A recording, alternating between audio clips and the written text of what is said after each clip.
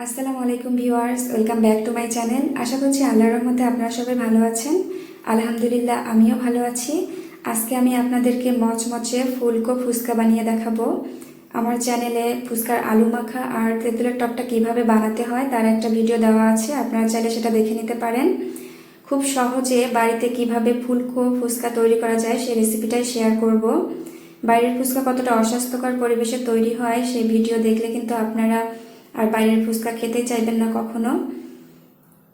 অথচ ঘরে থাকা মাত্র দুটি উপকরণ দিয়ে এই ফুচকাগুলো আমি তৈরি করেছি। এখানে আমি ফুচকা তৈরি করার জন্য একটা বাটি নিয়ে নিয়েছি। এখানে আমি মেজারমেন্ট কাপের 1 কাপ পরিমাণ ময়দা নিয়ে নিলাম,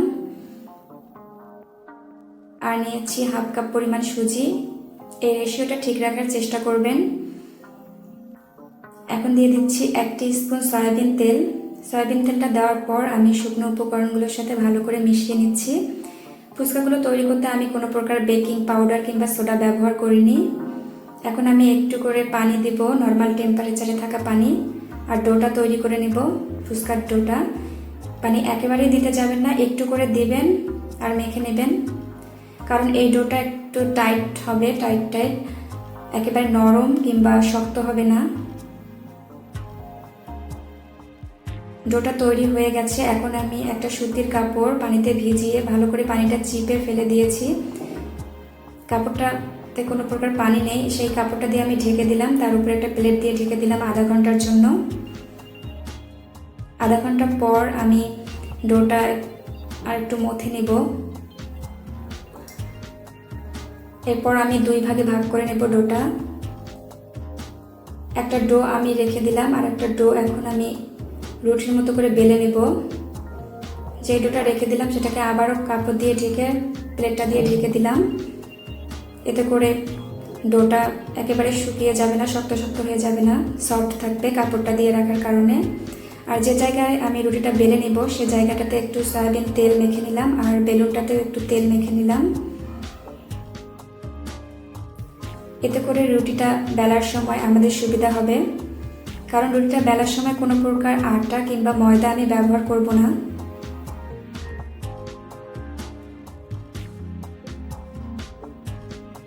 কারণ রুটিটা বেলার সময় যদি আপনারা আটা কিংবা ময়দা ব্যবহার করেন তখন দেখবেন যে ফুচকাগুলো যখন ভাজবেন তেলের মধ্যে সেই আটা ময়দা যে গুঁড়িগুলো পড়ে একটা পোড়া পোড়া সৃষ্টি হবে, তখন ফুচকাগুলো দেখতে ভালো লাগবে না, তেলটা খুব সহজে কালো হয়ে যাবে আর ফুচকার কালারটাও নষ্ট হয়ে যাবে।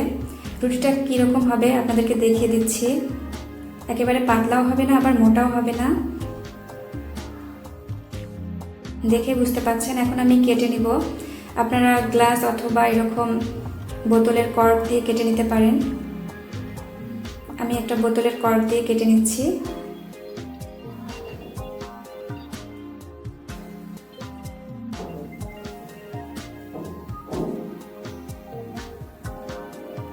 ফুচকাগুলো কেটে নেওয়ার পর আমি একটা ট্রেতে তুলে নিচ্ছি।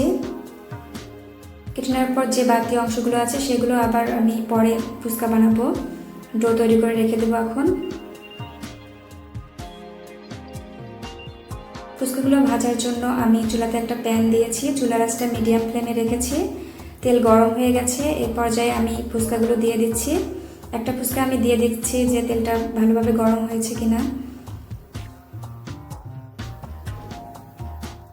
তেল গরম হয়েছে, এভাবে একটু চেপে চেপে দিয়ে দেখবেন।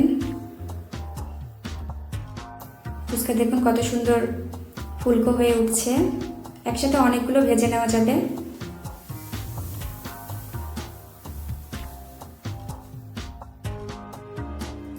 ভিউয়ার্স, যারা এখনও আমার চ্যানেলকে সাবস্ক্রাইব করেননি প্লিজ তারা আমার চ্যানেলকে সাবস্ক্রাইব করে নেবেন, আর পাশে থাকা বেল বাটনটা অবশ্যই প্রেস করে দিবেন।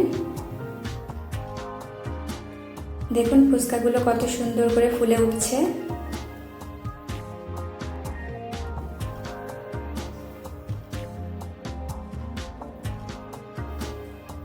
আমি ফুচকাগুলো তুলে নিচ্ছি। আমি আর একটা ব্যাচ দিয়ে দিয়েছি। এই ফুচকাগুলো দেখেন কত সুন্দর ফুলকো হয়ে উঠেছে। কিছু কিছু ফুচকা ভাজার সময় দেখা যাবে যে ফুলবে না, এতে মন খারাপের কিছু নেই।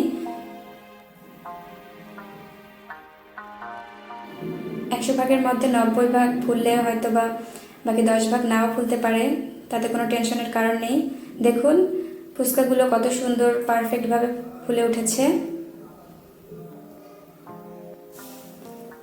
ফুচকাগুলো ভাজা শেষ, দেখুন দেখতে কত সুন্দর লাগছে। এখন আমি আলু মাখাটা দিয়ে আপনাদেরকে দেখাবো,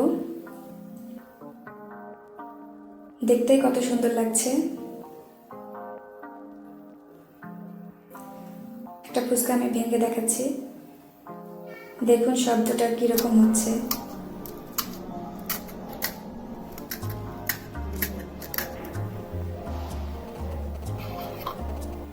এখন আমি আলু মাখাটা দিয়ে দিচ্ছি।